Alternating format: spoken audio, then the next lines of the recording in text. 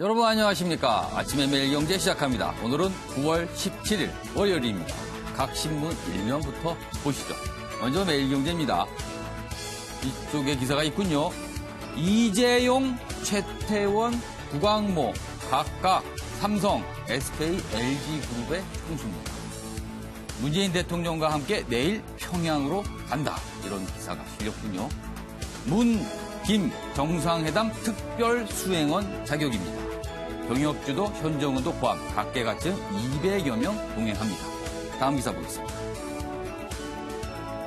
역시 남북 정상회담 관련 소식이군요. 이재용부터 지코까지, 지코 가수죠? 유명 가수. 평화 향해 내일 방북한다. 평양 정상회담 방북단 200명 규모. 어제 청와대 발표 소식을 전하고 있습니다. 다음 기사 보시죠.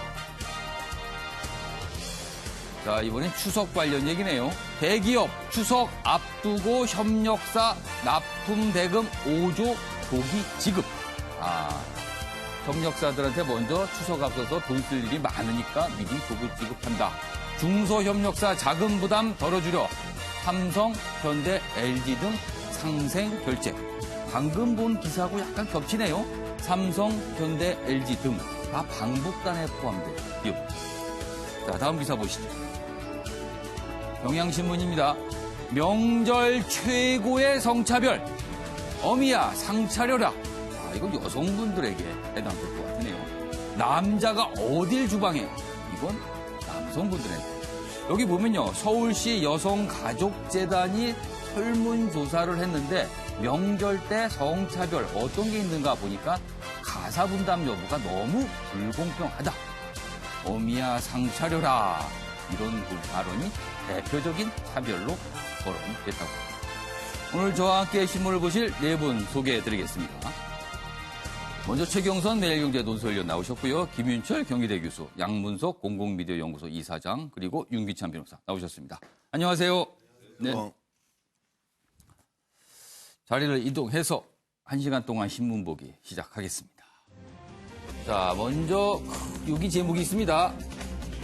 문재인 대통령, 김정은 위원장 3차 정상회담 D-1 내일입니다. 내일 시작합니다. 2박 3일 일정으로요.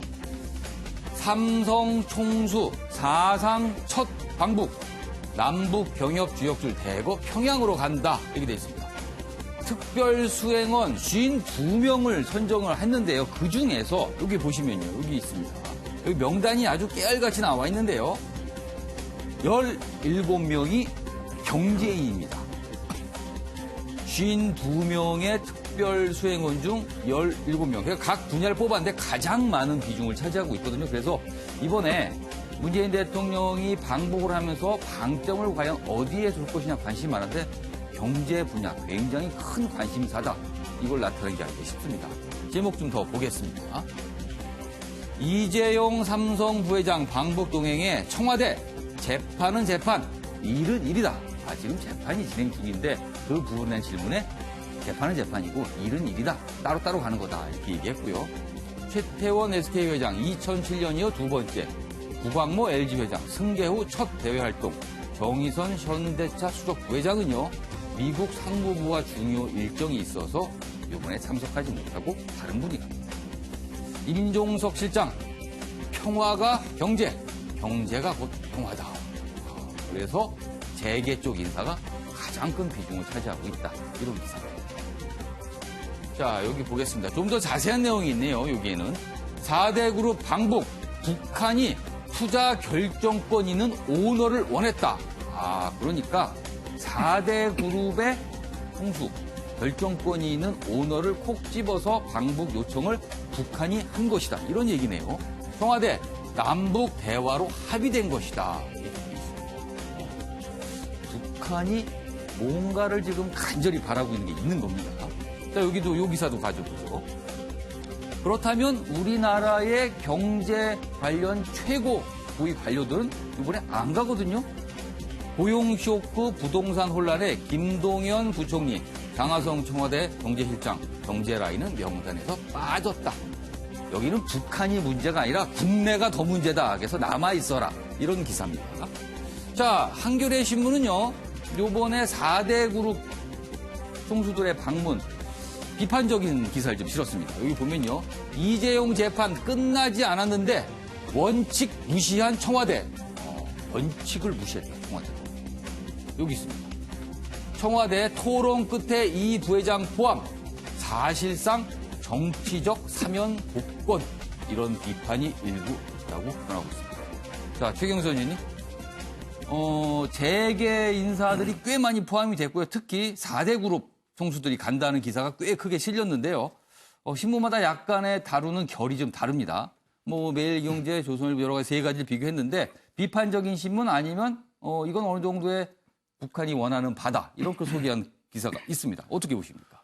보기에 따라 뭐 차이가 많겠죠. 일단 1차, 2차 그 남북 정상회담 우리 대한민국의 그 김대중 대통령의 평양 방문, 그다음에 노무현 전 대통령의 평양 방문 때도 4대 그룹에서 대표단이 다 같이 갔습니다. 사실 이번에 처음 같이 가는 게 아닙니다. 그렇죠. 그런데 이번에 이제 차이가 나는 점은 유엔 제재 때문에 기업인들이 가더라도 실질적인 투자를 할 수 없다는 거죠. 그러다 보니까 이 한쪽 진영에서는 왜 가서 남북 경협을 할 수 없는데 굳이 바쁜 경제인들을 데리고 가냐. 지금 가봐야 뭘 할 수 있는 게 없는데 왜 가느냐라는 거죠. 할 수 있는 게 없는데 왜 데리고 가냐 하고 한쪽에서는 비판을 하는 것이고 또 한쪽에서는 1차, 2차 그 평양 방문 때는 그 삼성에서 윤종용 부회장이 갔었고 총수를 할 수 있는 어느 일가에서는 안 갔거든요. 그런데 이제 이재용 부회장이 이번에는 처음으로 가는 겁니다.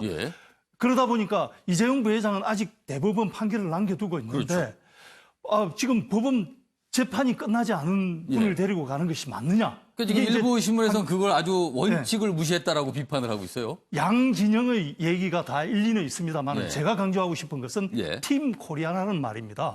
뭐냐면은 여기에는 재계 인물도 있고 스포츠, 문화, 뭐 모든 각 분야의 인물들을 다 지금 수행원으로 같이 가는데 이것이 한국의 총체적인 국력이고 힘이고 그런 겁니다.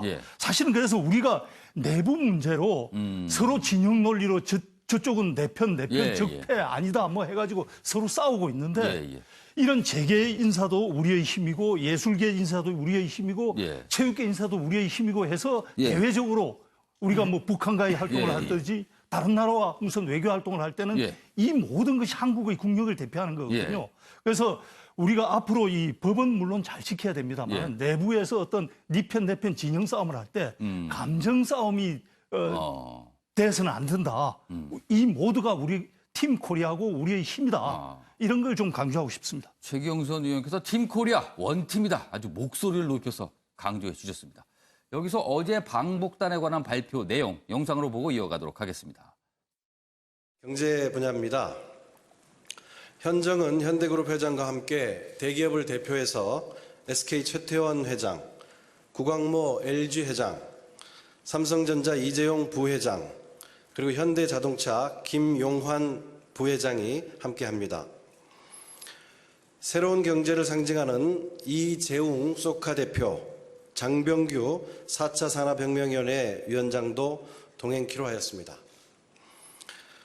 박용만 대한상공회의소 회장, 손경식 경충회장, 박성택 중소기업 중앙회 회장과 함께 김주영 민주노총 위원장, 김주영 한국노총 위원장, 김명환 민주노총 위원장도 함께합니다.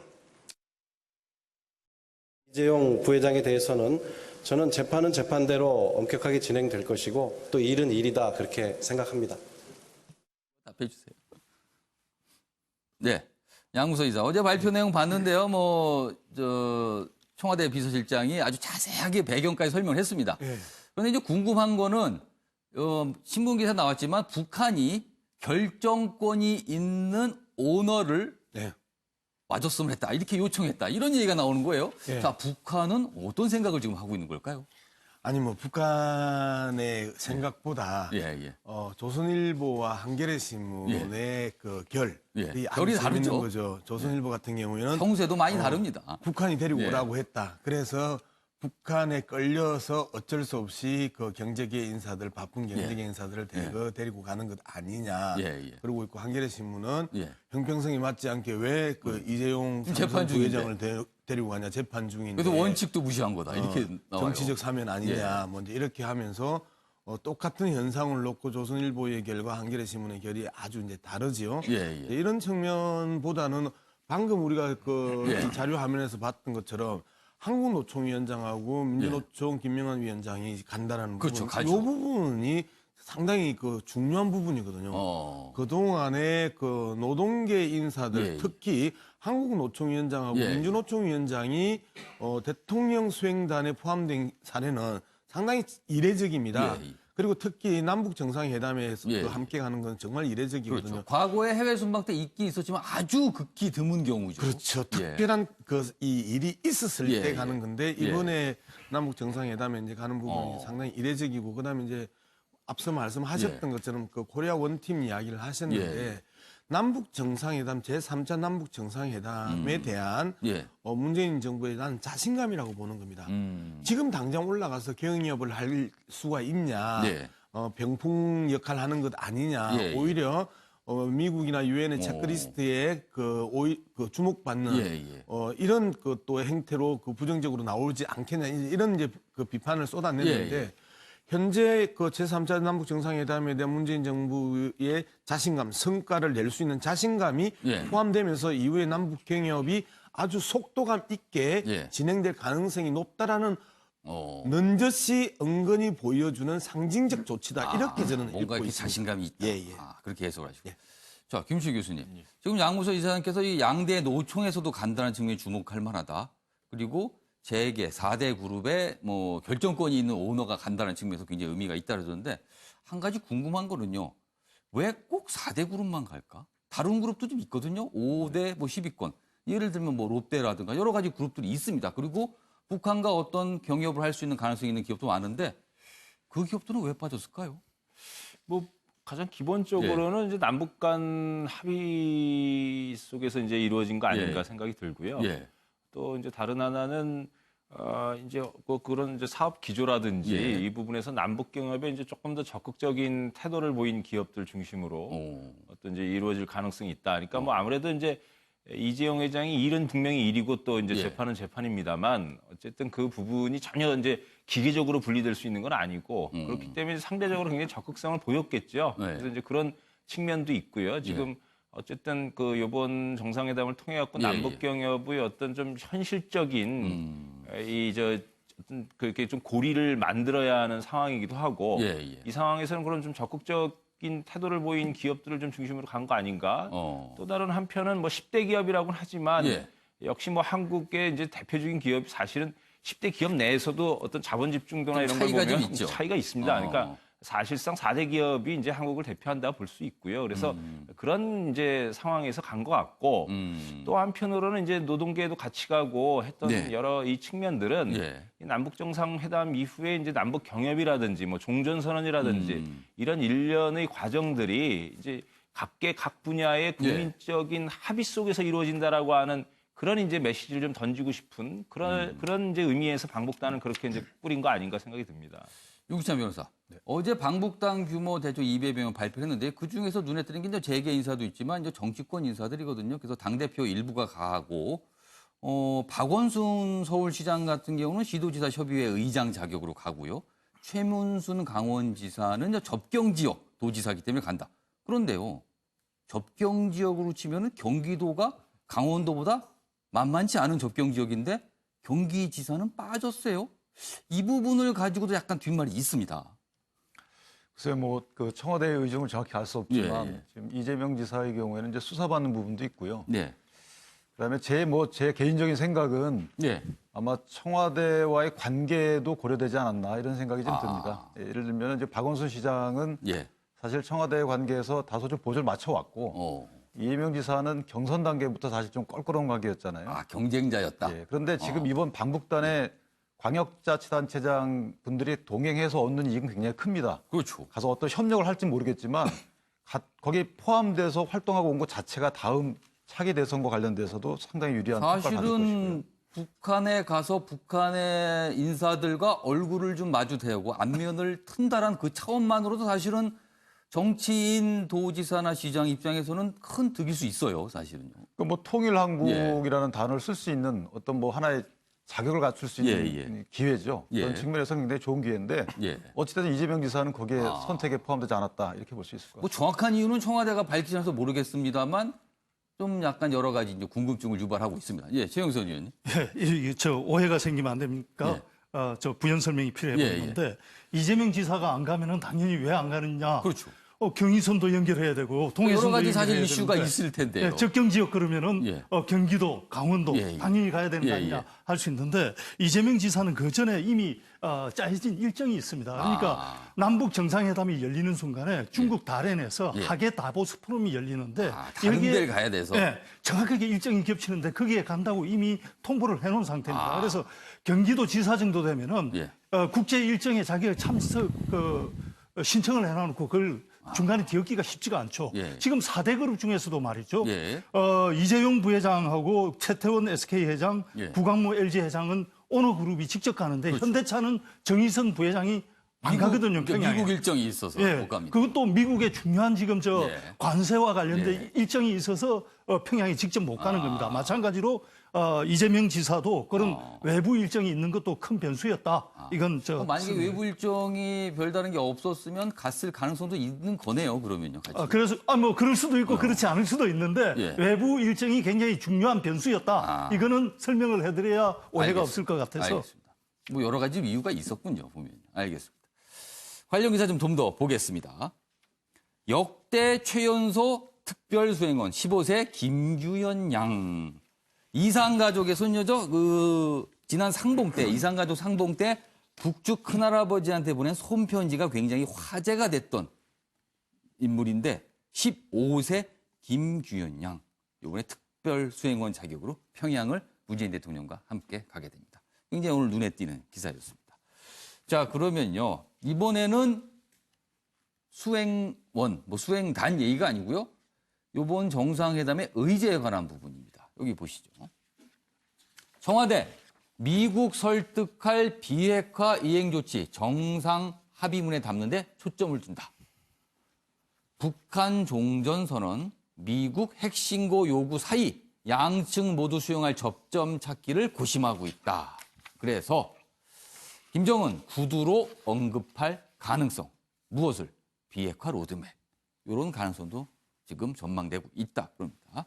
자, 그런데 여기 끝에 기사가 좀 한 줄 붙어 있는데요. 비핵화 협상에 대한 워싱턴 조야에는 분명히 회의론도 있거든요. 그래서 15일 개막하는 유엔 총회에서는 한동안 잠잠했던 북한 인권 문제가 다시 제기될 것으로 보인다. 사실 북한이 인권 문제를 거론하는 미국에 대해 굉장히 민감한 반응을 보이거든요. 그래서 정상회담에서 여러 가지 굉장히 뭔가 접점을 찾는 가운데 다시 한번 인권 문제가 미국 쪽 거론된다면 북한 쪽에서는 또다시 반발할 가능성. 그래서 이게 변수일 수 있다. 이런 얘기가 나오는데요. 양무석 이사장께서 어떻게 보세요?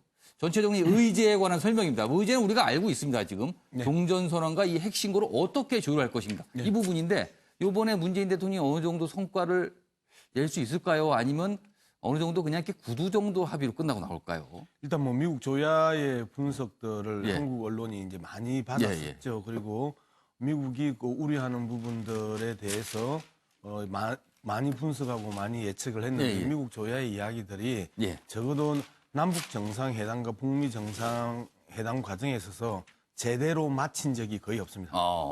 이제 이 부분이 일차적으로 우리가 관전 포인트고 당연히 뭐 북한 인권 문제도 큰 이슈 중에 하나로 등장할 수 있다. 그러나 대세를 흔들 만한 이슈는 아니다는 게. 그러니까 미국 조야라고 소개되는 그런 내용들은 사실 조금 이렇게 좀 부차적인 주장일 수 있다. 그렇죠.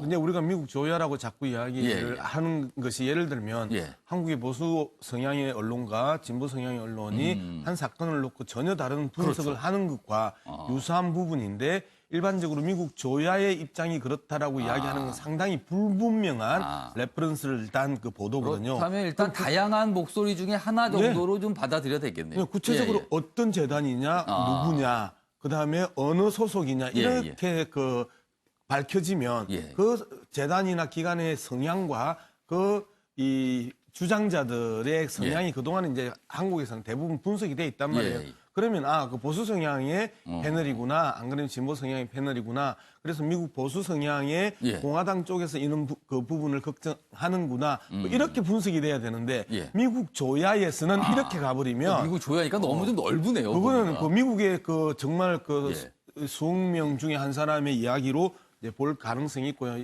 근데 분명한 부분은 청와대가 상당히 자신이 있는 것 같아요. 즉 청와대의 자신감들은 예. 어디로부터 나오느냐 하면 남북의 그 물밑 접촉 과정에 있어서 나오는 거거든요. 그러겠죠. 뭔가 얘기가 지금 되고 있으니까 그렇죠. 자신감이 생기겠죠. 그러면서 이제 종전선언만 예. 가도 중국이 그 자기가 한 당사자로서 예. 미국과 중국, 그다음에 남한과 북한 이렇게 사자로 그 준비를 해왔다가 중국이 슬쩍 빠진단 말이에요. 최근에 약간 빠지는 거예요. 그렇죠. 남북미의 예. 그 산이라고 은근히 예. 재규정을 하면서 중국이 빠져주는 이런 모양새들을 보면 예. 전체적으로 남북 간에 있어서의 많은 이야기가 오갔고 구체적인 성과를 낼 가능성이 높다는 것을 예. 이러한 표현에서도 그다음에 사절단 예. 구성에서도 그 방북단 구성에서도 보여준다고 이제 알겠습니다. 분석할 수 최영선 의원님. 예. 예, 방금 미국 조야에서 어떤 예. 그런 행동을 보이느냐에 대해서 해석이 다를 수 있다고 그랬는데 예.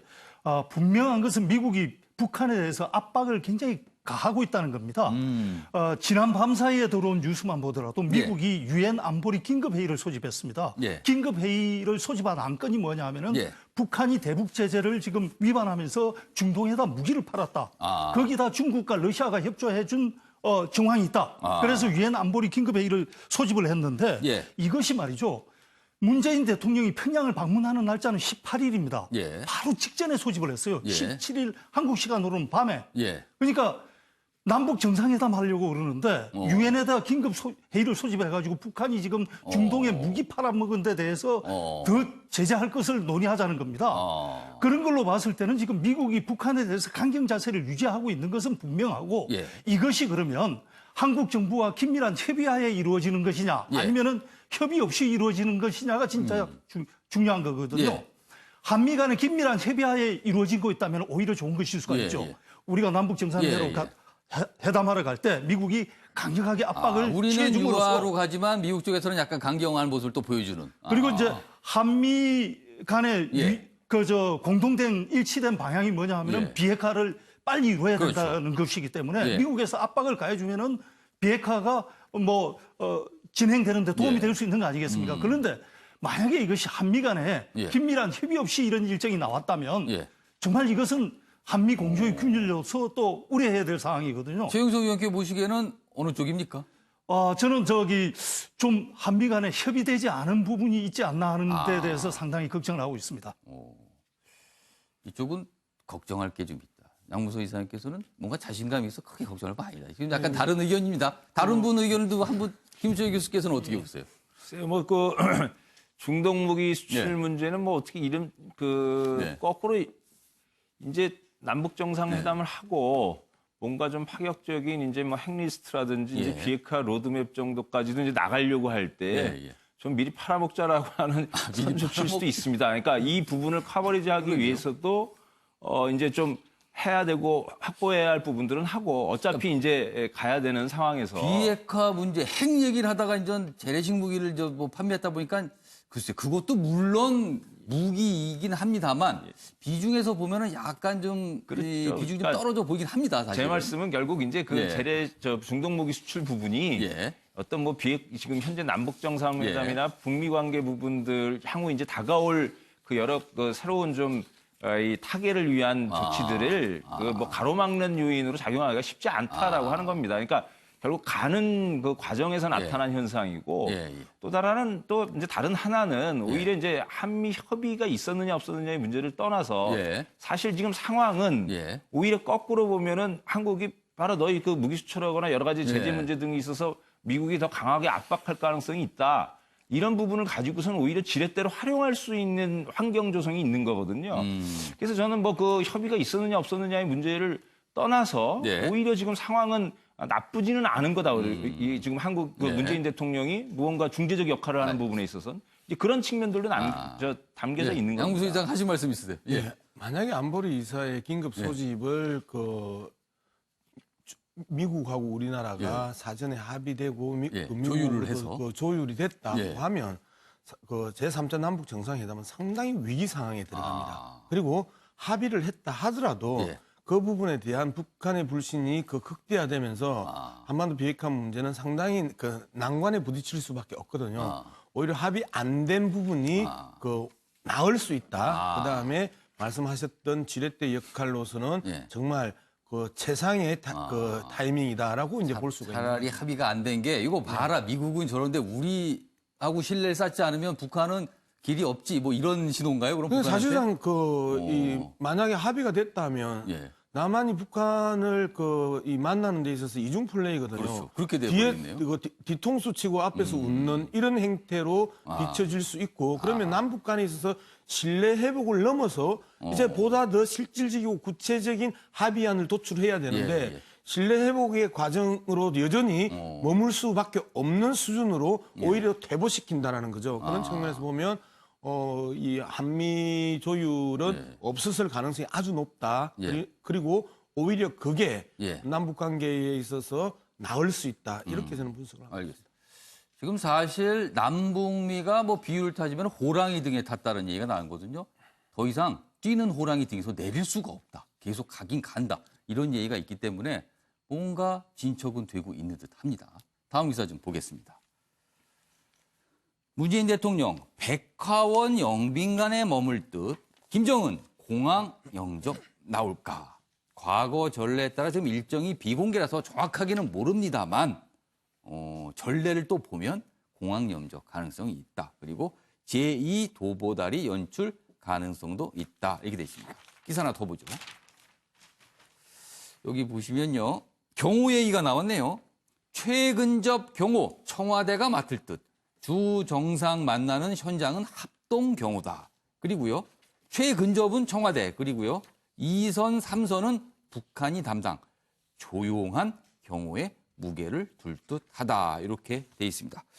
그럼 여기서 경호에 관해 박진아 아나운서가 전한 자세한 이야기 듣고 오겠습니다. 제3차 남북 정상회담을 하루 앞두고 2박 3일간 이어질 문재인 대통령의 평양 방문에 문 대통령의 경호는 어떻게 이루어질지 관심이 쏠리고 있습니다. 지난 14일 청와대는 판문점에서 남북 정상회담 준비를 위한 실무 협의를 진행했는데요. 이 자리에서 남북 정상의 경호 문제에 대한 협의를 마쳤습니다. 하지만 아직 구체적인 경호 방안은 공개되지 않은 상태인데요. 과거 김대중 전 대통령과 노무현 전 대통령이 평양을 방문했을 때를 비춰보면 이번 경호가 어떻게 이루어질지 예측해 볼 수 있습니다. 지난 2007년 10월 노 전 대통령이 평양을 방문했을 땐 청와대 경호처가 최근접 경호를 담당했고 군사분계선을 넘은 뒤엔 북측이 제2선 경호를 담당했는데요. 당시 북측의 군부대 산하 보위부와 국가안전보위국 그리고 인민보안국이 총동원되기도 했습니다. 또 지난 2000년 6월 김 전 대통령이 평양을 방문했을 땐 김정일 당시 국방위원장과 만나는 현장에서 남과 북의 합동 경호가 이뤄졌는데요. 남한은 청와대 소속 경호원이, 북한은 호위총국 소속 경호원이 각각 최근접 경호를 맡았습니다.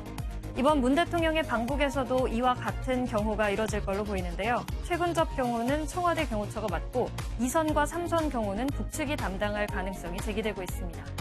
이어 남과 북 두 정상이 만나는 현장에선 합동 경호 방안이 유력하게 검토되고 있습니다. 지금까지 박진아의 이슈톡이었습니다. 네, 관련 기사에서 요 대목 좀 한번 읽어보겠습니다. 여기 좀 비춰주시죠. 여기 보면요. 실무 협의에서 경호 문제가 잘 조율됐다면 문재인 대통령이 평양 국제 비행장에 도착해 이동하는 과정에 무게차 퍼레이드가 재현될 수도 있다. 아, 무게차 퍼레이드. 자동차 뚜껑을 열고 있는 거죠. 그러면 문재인 대통령이 밖을 볼 수도 있고 손을 흔들 수 있고 그다음에 평양 시민들 반응을 볼 수도 있고 아마 무게차 퍼레이드가 있지 않을까 이런 전망이 좀 있네요. 자, 이 경호 문제는 어떤 분이 좀 얘기 좀 해주실까요? 사실 경호 문제는 지난 올해 있었던 두 차례 정상회담, 특히 4월에 있었던 정상회담에는 그 북한 호위사령부 경호 요원들이 차를 둘러싸고 뛰는 모습. 여전히 많은 분들이 그 기억이 난다고 얘기하시거든요. 이번에 평양을 갔을 때 또 그런 모습이 나타나겠죠, 어느 정도는. 그래서 여러 가지 모습이 관심사인데 윤기찬 변호사께서 경호 문제 굉장히 중요합니다, 사실은요. 이건. 예, 뭐 그 국제관례상은 예. 이제 소총국에서 경호를 예. 담당하는 걸로 돼 예. 있다고 하는데 예. 지난 그 두 차례 정상회담과 이전에 있었던 정상회담의 전례를 비춰보면 아마 예. 일선은 저희 청와대 경호팀이 맞는 것 같고요. 예.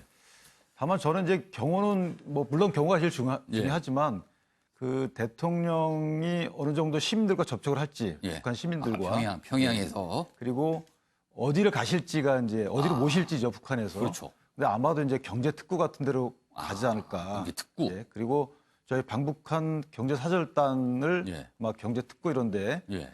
시찰하는 모습을 화면에 담아서 아마 예. 생중계하지 않을까 아. 이런 생각이 들고요. 하나만 말씀을 드리면 지금 이제 의사결정권자를 좀 데려오라 이렇게 말씀을 했다는 거 아니에요? 예. 북한에서. 예. 그렇다면 이게 합의된 아마 그 투자, 예. 그러니까 경제 협력은 합의할 수 없을 것 같고요. 그렇죠. 예, 이제 경제 지원적 SOC 이런 지원을 합의할 텐데 예. 그 비공개로 그러니까 합의를 해놓고 비공개하는 이런 양상은 좀 위험하다. 예전에 기억나실지 모르겠지만 현대 아산이 아마 예. 2000년도 초반에 SOC 사업을 따냈어요. 5천억 예. 주고. 예. 근데 이게 11년도에 무산됐거든요. 예. 그냥 일방적으로 무효화시켰어요. 돈도 예. 전해주지 않고.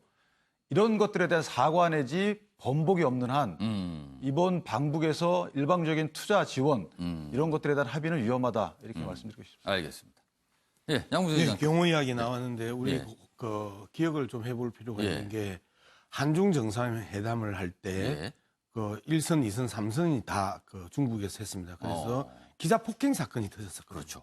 이 부분에서 이제 2선, 3선이 이제 북한이 경호를 하게 돼 있는데 따라붙는 우리 그 남측에서 올라간 기자들에 대한 예. 그 이 대우를 어떻게 할 것이냐가 상당히 관전 포인트가 될 수밖에 없습니다.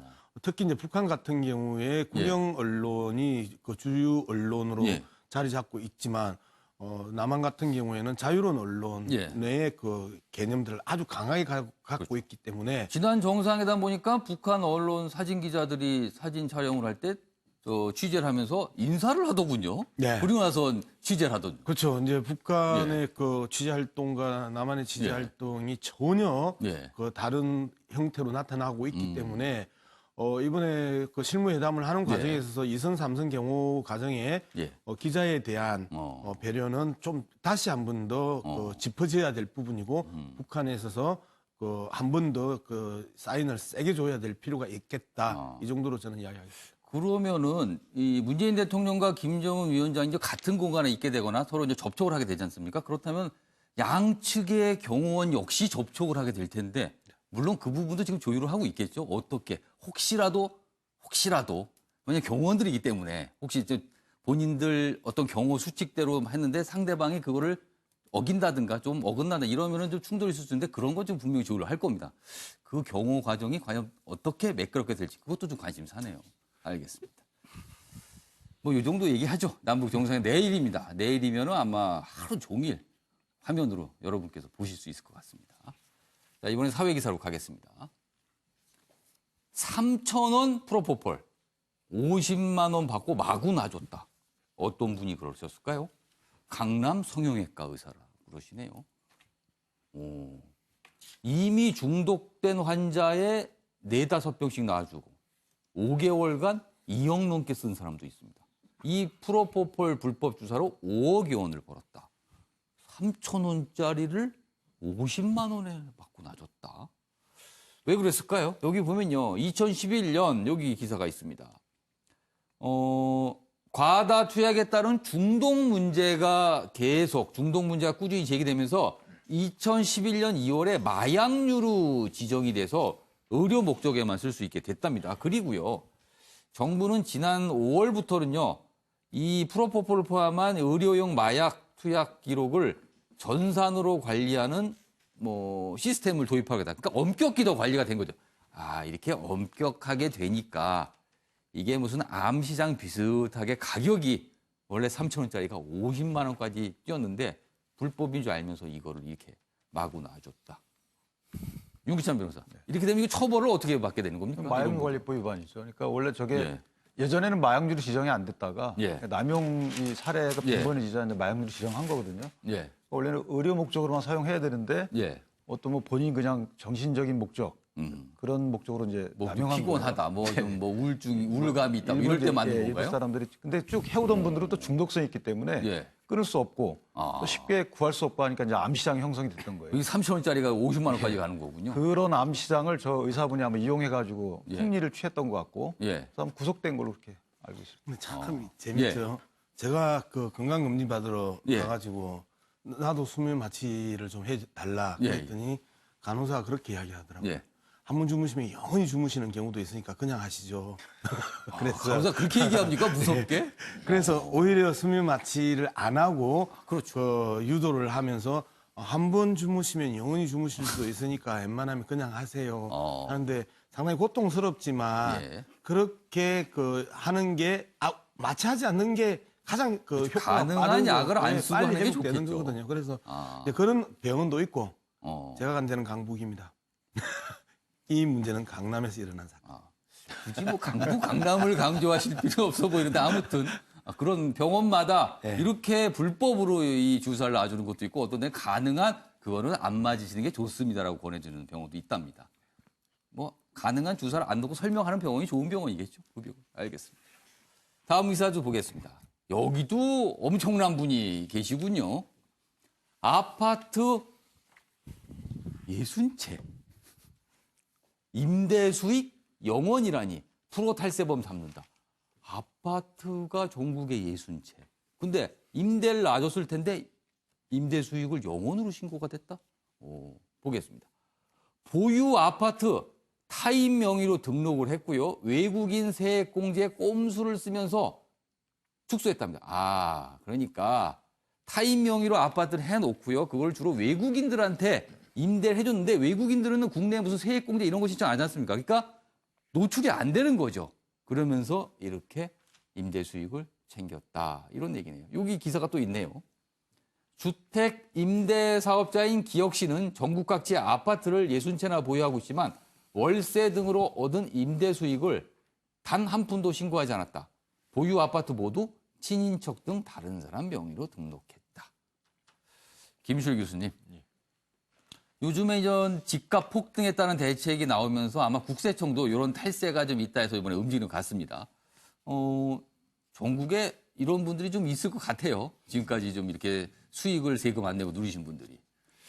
글쎄, 이제 그 의아스러운 건 이렇게 좀 뭐 찾으려면 또 찾을 수 있는 거였는데. 그러게요. 찾으면 또 이런 거를 이렇게 안 찾고 있다가 지금 뭐 부동산 시장 문제가 생기고 또 이런 가운데 이제 종합대책 나오고 그 효과 있냐 없냐 또 시비가 있는 가운데 이제 이런 이제 그 상황들이 이제 이렇게 드러나고 좀 이런 부분들이 꼭 어떤 이렇게 상황에 따라 움직일 게 아니고 좀 평소에 계속 좀 그 이루어져야. 그러니까 저런 적발도 좀 평소에 꾸준히 그렇죠. 해야지 뭐 이렇게 정부 정책이 있고 이슈가 있을 때만 왜 하느냐. 예, 그렇습니다. 그래야 이제 뭐 좀 부동산가라든지 이런 부분들 가지고 위협하게 뭔가 그 부당 수익을 올리거나 이러지 않는 좀. 혹시 계속 추적을 하다가 이번에 발견한 게 아닐까요, 혹시? 글쎄요. 근데 그 추적이 그렇게 뭐 부동산 문제가 어제 오늘 문제도 아니고 뭐 그러면은 어떤 예를 들어 좀 그런 거를 명단이라든지 이런 걸 관리하는 좀 별도의 이제 업무도 좀 둬가지고 관리를 해야 되는 거 아닌가 이런 생각이 들죠. 알겠습니다. 최영선 의원님. 일단 아파트 60채 그러니까 딱하네요. 어떻게 이런 분이 한국에 있을 수 있는지. 근데 일단 소득이 있는 곳에는 세금이 있는 거 아니겠습니까? 이런 원칙은 지켜져야 되죠. 그런데 문제는 현재 집값이 오른다고 해가지고 소득이 실현되지 않는데도 미실현 소득에도 지금 세금을 물리고 있거든요. 이른바 이게 보유세인가요? 그렇죠. 미실현 소득에 세금을 물릴 정도면 이처럼 이제 세금을 임대 소득을 받아서 실현 소득에는 이거는 엄청난 실현 소득입니다. 실현 소득에는 당연히 세금을 물려야 되죠. 그런데 놀라운 것은 우리나라에 이렇게 5채 이상을 보유한 사람이 8만 명이라고 그럽니다. 이 사람들의 소득이 그럼 당연히 분석이 돼서 세금을 물려야 될 거 아니겠습니까? 실현 소득이니까. 근데 정말 놀라운 것이 국토교통부가 주택 임대차 소득에 관한 이 정보 시스템을 구축한 게 올해 처음으로 구축을 했다고 합니다. 그럼 지금까지는 없었습니까? 이때까지는 그런 게 없었대요. 그러니까 누가 얼마나 임대 소득을 올리는지 알 수가 없었고 현재 시점에서 파악되는 것이 전체의 한 67% 정도가 파악이 되고 있다고 그럽니다. 나머지 그러니까 70% 정도가 임대소득을 올려도 정부에서 파악이 안 돼버리는 거죠. 알아낼 방법이 없는 거네요. 네. 참 이게 저도 이 기사를 보면서 놀라운 사실이다. 어떻게 미실현 소득에 대해서 그렇게 세금을 물리면서 이렇게 매달 실현되고 있는 소득에 대해서 놓치고 있느냐. 그러네. 빨리 시스템을 정비해야 됩니다. 양문석 이사장님. 네, 그 부분이 왜 발생했냐 하면요. 그 국토부, 국세청, 행안부가 각각의 그 관련 자료를 가지고 있었습니다. 그래서 그 국토부 같은 경우에는 확정 일자 신고 자료를 국토부가 가지고 있었고요. 그다음에 국세청 같은 경우에는 월세 세액 공제 자료를 가지고 있었고, 그다음에 행안부 같은 경우에는 재산세 대장을 가지고 있고 해서 세 부처가 부동산과 관련해서 각각의 제각각 자료네요, 그냥. 자료를 따로 관리했다가 이번 9월부터 말 그대로 그 RHMS에서 지금 말씀하셨던 주택 임대차 정보 시스템을 본격적으로 구축을 했습니다. 그럼 이번에는 그 자료가 다 통합이 된 겁니까? 그렇죠. 이제 국토부에서 통합을 했는데 지난주에 그 김현미 그 국토부 장관이 어느 언론과 인터뷰하면서 이 시스템이 작동하기 시작을 하면 상당 부분의 탄루들과 그 드러날 것이다. 그다음에 숨겨져 있거나 차명으로 돌리고 있던 모든 것들이 거의 다 드러날 것이다. 라고 이야기를 했고 그 첫 번째 결과가 60세 임대 수익이 0원이 그 첫 번째 결과입니다. 만시지탄이나 새로운 그 임대 주택 시장의 변화들이 이 시스템에 의해서 체계적으로 관리될 가능성이 이제 많이 높아졌다고 이제 그런 배경이 좀 있어요. 윤기찬 변호사. 이제 여기서 하나 저희가 간과하면 안 될 것이 지금은 연 2천만 원 이하의 임대 소득에 대해서 비과세거든요. 이게 그래서 보통 180만 원 그 월 차임 이런 게 많아요. 2천만 원이 넘지 않도록. 그래서 주택을 여러 개 소유한 사람들 있어도 상관없어요. 세금도 내야 되지만 다만 세금이 올라가거나 또는 비과세가 혜택이 없어지게 되면 그 전가된다는 거죠. 임차인들한테. 그러니까 더 올려받는다는 거죠. 그래서 말씀하신 것처럼 김현미 국토부 장관이 이런 임대주택 정보관리 시스템이 마련되니까 이제는 임대사업자들한테 혜택을 안 주겠다. 비과세도 해지하겠다. 이렇게 나오시는 건데 세금을 걷는 건 좋은데 이것이 진짜 주거 안정을 위해서 우리 서민들의 주거 안정을 위해서 좀 한번 더 검토를 해봐라. 이 부분은 좀 심중히 검토를 해야 돼요. 그러니까 전가되는 부분이 약간 부작용처럼 있다. 그런 부분도 좀 정교하게 고민할 필요가 있다. 이런 말씀이시네. 알겠습니다. 자, 그럼 여기서 신문에 실린 사진 몇 장 보도록 하겠습니다. 첫 번째 사진은 빌딩이 창문이 다 깨졌네요. 저기가 홍콩 주룽반도에 있는 한 빌딩이랍니다. 태풍 망굿 지금 동남아시아, 필리핀 쪽, 그다음 홍콩, 중국까지 지금 아주 쓸고 있는 태풍인데요. 홍콩이 와장창 관광객 10만 명이 발이 묶였습니다. 홍콩 주룽반도의 원 하버 프론트 빌딩 유리창이 슈퍼 태풍 망굿에 이렇게 타격을 입었습니다. 왜 슈퍼 태풍이라고 하면요. 최고 시속이 305km가 나왔답니다. 바람의 세기가요. 저런 바람을 맞으면 사람도 날아가겠습니다. 그래서 저렇게 빌딩이 저런 모습이 됐다고 하네요. 지금 이 홍콩이나 중국들 걱정이 많겠습니다. 다음 사진 보시죠. 자, 이 사진은 마라톤 우승자가 지금 결승점에 들어오는 모습입니다. 베를린 마라톤이 있었는데요. 세계 신기록이 나왔습니다. 2시간 1분 39초. 케냐의 킵초게 선수인데요. 케냐가 원래 마라톤 강국이죠. 근데 이번에 세계 신기록인데 문제는요. 관심은 2시간대 거의 근접을 했다는 겁니다. 이 정도로 갈 것 같으면은 조만간 2시간 안으로 나오는 선수가 있을 것 같습니다. 인간이 마라톤 42.19km를 2시간 안에 뛰는 시대가 벌어지고 있군요. 알겠습니다. 자, 그럼 신문을 제가 이동해서 더 보도록 하겠습니다. 이번에는 정치권 소식인데요. 한국당, 자유한국당과 관련된 내용 기사가 준비되어 있습니다.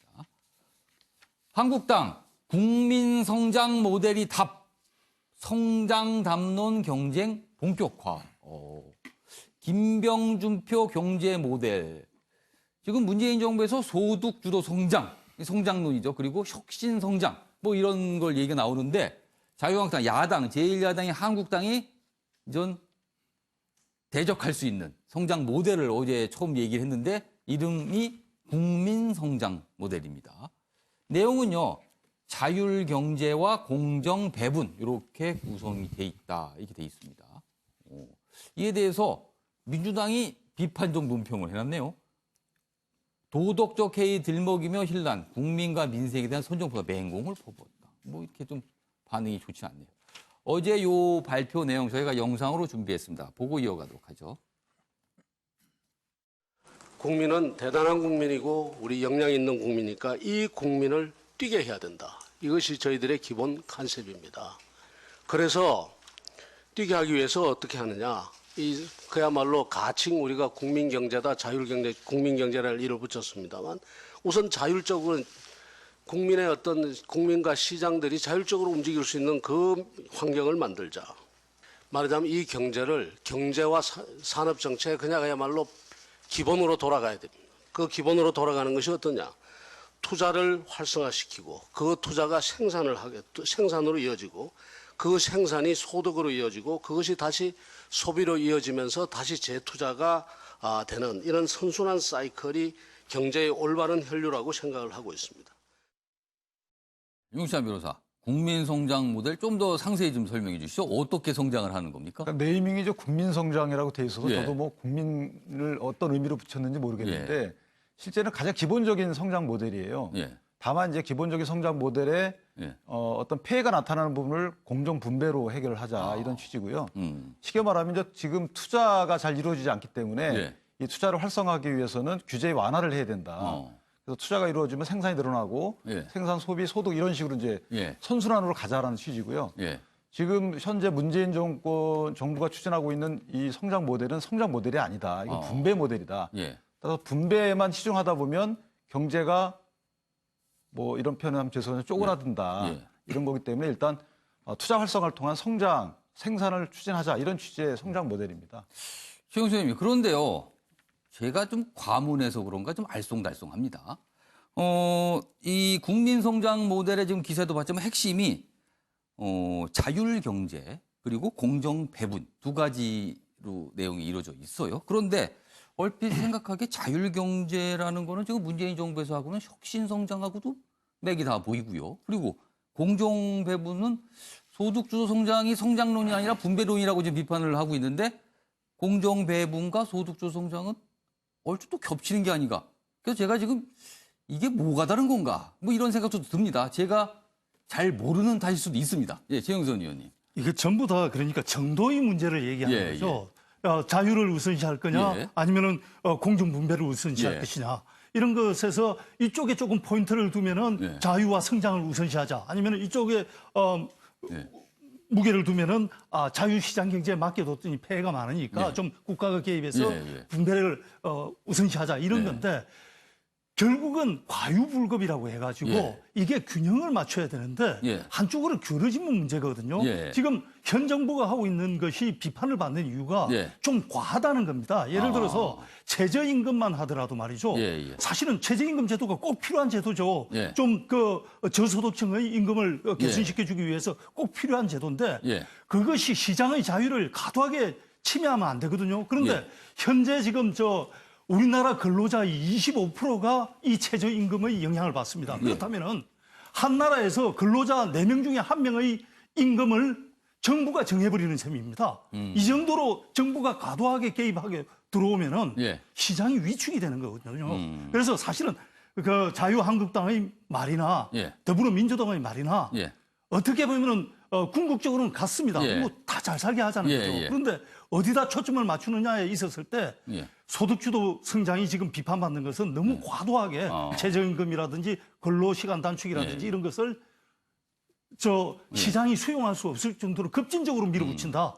이것에 있다고 봅니다. 그러면 결국 김철 교수님, 결국 그러면 경제정책 방향을 잡는 게 이제 성장과 분배 두 가지를 다 하겠다라는 거 같아요. 근데 왜 이렇게 이름들을 어렵게 집니까? 소득주도 성장, 혁신성장, 그리고 최근에 뭐 출산주도 성장, 이제는 뭐 국민성장 모델. 어렵습니다. 이게 그러니까 이제 그 경제 예. 성장 정책을 예. 진짜 이제 경제를 위한 것이라기보다는 이제 정치 세력 간의 경쟁의 도구로 자꾸 사용해서 그런 거죠. 그러니까 지금 사실 뭐 국민 다수의 그 성장 모형의 이름이 무엇이냐가 무슨 상관이 있겠습니까? 근데 이제 이걸 이제 정치 세력 간에 예. 싸우면서 이제 그 좀 뭔가 뭔가 우위를 좀 점해야 된다 하니까 달라 보이기 위한 겁니까? 예, 그래서 이제 좀 오히려 우선 이 경제 문제를 이념이나 자꾸 모형 문제로 이렇게 이제 모형 간의 경쟁 문제로 예, 예. 가지고 가거든요. 그래서 예. 이건 상당히 좀 바람직하지 못하고 저는 오히려 예. 자유한국당 입장에서 뭐 다른 성장론을 이야기하기보다는 예. 오히려 지금 현재 그 이 자유한국당 제1야당의 입장에서는 정부에 대해서 미중 무역 전쟁하는데 예. 이런 상황에서 한국이 어디에서 활로를 찾을 거냐 예. 이런 문제에 대해서 대안을 제시하는 게 훨씬 국민적으로 설득을 할 수 있는 거 아닌가 생각이 들고요. 예.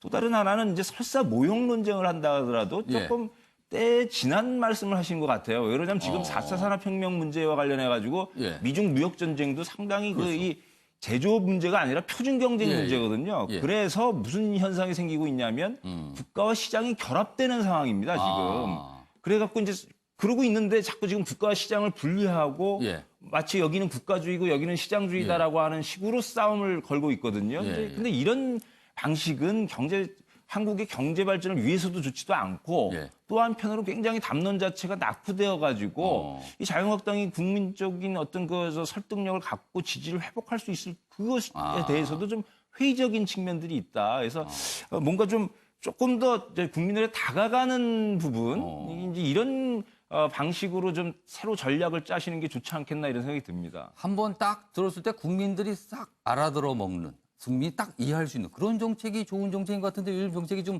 표현들이 좀 어렵습니다. 내용은 글쎄요. 거기서 거기 비슷한 게 아닌가 싶기도 한데 아무튼 제가 과문한 탈 수 있습니다. 해설이 네. 들어가면 예. 쉬워요. 자유한국당은 박정희 예. 정부 때부터 하던 대로 하자. 아. 그리고 이제 문재인 정부는 예. 그 방식의 한계가 오지 않았냐. 좀 바꾸자인데요. 어떻게 이야기를 할 수 있느냐면 먼저 성장시키고 예. 그리고 자율 배분하자. 지금 예. 이렇게 이야기를 하는 거잖아요. 그런데 시장이 자율적으로 돌아가게 하자가 예. 지금 그 표현이 정확하게 예. 국민과 시장이 자율적으로 움직일 수 있는 환경을 만들고인데요. 예. 이 자율적으로 환경이 안 만들어졌기 때문에 지금까지 문제가 됐고 예. 그래서 공정위가 과도하다고 느낄 정도로 강하게 들어가잖아요. 예를 들면 그 CEO의 그 갑질 문제, 그다음에 예. 대기업의 갑질 문제, 저작권 탈취 문제, 예. 그다음에 그 대기업 오너의 진인척 밀어주기 뭐 이런 수많은 불공정 경쟁들이 그 지속적으로 우리 한국 경제에 암적 존재로 자리 잡고 있었던 것을 지금 도려내는 과정이거든요. 이러면 공정위가 강하게 이러한 부분들을 도려내야만이 자율시장이 그 형성이 될 것 아닙니까? 그런데 이 부분에도 비판을 하고 그다음에 자율적으로 분배를 이야기를 합니다. 시장 내 자율 배분 질서를 자리 잡게 하겠다. 그런데 성장 이후에 배분의 문제가 자율적으로 이루어질 수는 없습니다. 그렇기 때문에 정부의 정책으로 최저임금이나 그다음에 그 근로시간 그 단축에 대한 문제를 그 정책으로 가져가면서 소득주도 성장에 대한 기틀을 만들어가는 거거든요.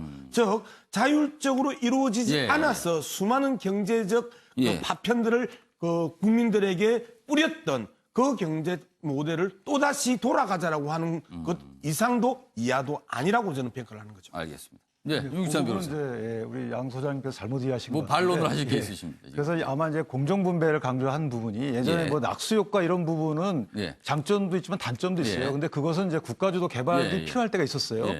산업 환경이 완전히 형성되지 않았기 때문에. 근데 지금은 이제 그런 산업 환경이 형성이 돼 있고 대기업들이 몇십조, 몇백조에 달하는 지금 자금들이 있단 말이에요. 충분히 투자할 수 있는 능력이 있고 딱 이걸 규제하지 말고 열어주자는 취지예요. 예전에 국가주도로 가자는 취지가 아니고 오히려 지금 문재인 정부의 경제 정책이 국가주의로 흐른다, 계획 경제로 흐른다. 그럴 위험성이 있다. 왜냐하면 말씀하셨지만 임금 정하는 문제도 국가가 노동조합 역할을 한단 말이죠. 시장 공급과 수요에 의한 임금이 정해지는 것이 아니고 그래서 이런 부분의 폐해를 바로 잡자라는 취지의 기본으로 돌아가자지 예전에 박정희 시대로 돌아가자 이런 취지는 전혀 아닙니다. 네. 해석이 두 분이 좀 많이 다르네요. 알겠습니다. 이번에도 한국당, 특히 홍준표 전 대표 얘기 있네요. 지난 주말에 귀국을 했습니다. 돌아온 홍준표, 내가 겁나나? 이렇게 얘기한 걸 여기 경향신문은 당권 포문을 열었다. 이렇게 제목을 달았습니다. 미국서 귀국, 정치 재개 선언이다. 여기 인천공항, 토요일입니다. 토요일 저녁에 도착을 했는데요. 인천공항에 기자들을 만나 이런 얘기를 했어요. 봄을 찾아가는 고난의 여정을 때가 되면 다시 시작하겠다. 친박들이 내가 겁나는 모양이다. 본인의 제명을 요구했다는 얘기에 관련된 질문을 하니까 내가 겁나는 모양이다. 이렇게 반응을 보였습니다. 자, 여기서 귀국 당시 홍준표 전 대표의 모습 영상으로 보시죠.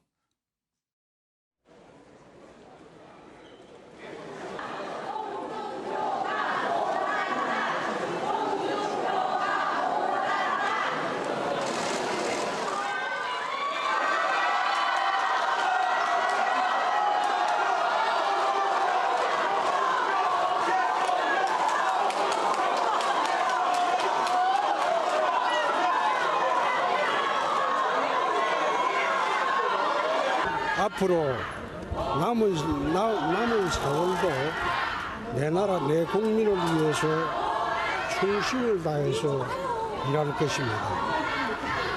여러분과 함께 봄을 찾아가는 고난의 여정을 때가 되면 다시 시작하도록 하겠습니다. 다시 전당대회에 출마할 것이다 이런 시각들이 있던데요. 해야죠. 지금 내가 할 일은 대한민국을 위해서 하는 일이지 당권 잡으려고 새롭게 정치하는 것은 아니라고 생각합니다. 차기 전당대회를 출마하신다는 전제하에 만약에 그렇게 하시게 되면 윤리위를 회부해서 제명 절차를 밟겠다 이런 흐름도 있던데 당내에서 내가 겁이 그래 나는 모양이죠. 친박들이. 친박들이 내 겁이 그래 나는 모양이죠.